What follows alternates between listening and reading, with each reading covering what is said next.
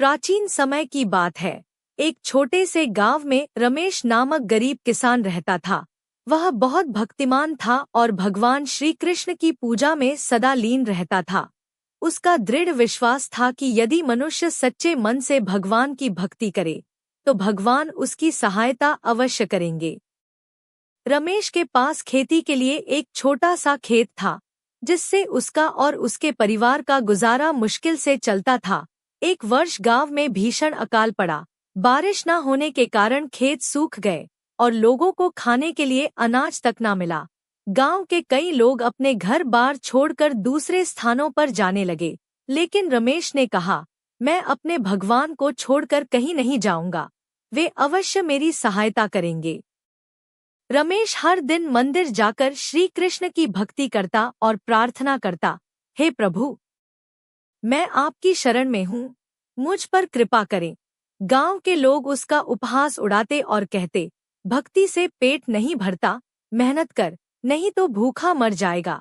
लेकिन रमेश का विश्वास अटल था।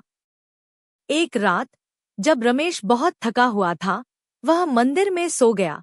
उसी रात भगवान श्री कृष्ण ने उसे स्वप्न में दर्शन दिए और कहा, वत्स, कल सुबह मंदिर के पीछे खुदाई करना, वहां तुम्हारे लिए वरदान छिपा है। सुबह होते ही रमेश ने भगवान के वचनों के अनुसार मंदिर के पीछे खुदाई शुरू कर दी। थोड़ी ही देर में उसे एक मिट्टी का घड़ा मिला, जिसमें सोने के सिक्के और अनाज रखा था। यह देखकर वह आश्चर्यचकित रह गया। रमेश ने भगवान को धन्यवाद दिया और इस खजाने का उपयोग न केवल अपने परिवार के लिए, बल्कि गांव के अन्य गरीब लोगों की सहायता के लिए भी किया। जब गांव वालों ने यह चमत्कार देखा तो वे भी भगवान की भक्ति में लीन हो गए और समझ गए कि सच्ची श्रद्धा और भक्ति से भगवान अवश्य मदद करते हैं।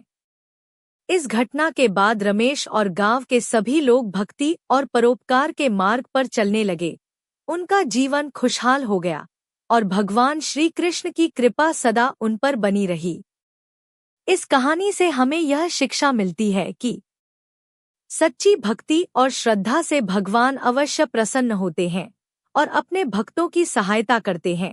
कठिनाइयां कितनी भी बड़ी क्यों ना हों, यदि हम ईश्वर पर विश्वास बनाए रखें तो वे हमें रास्ता अवश्य दिखाते हैं।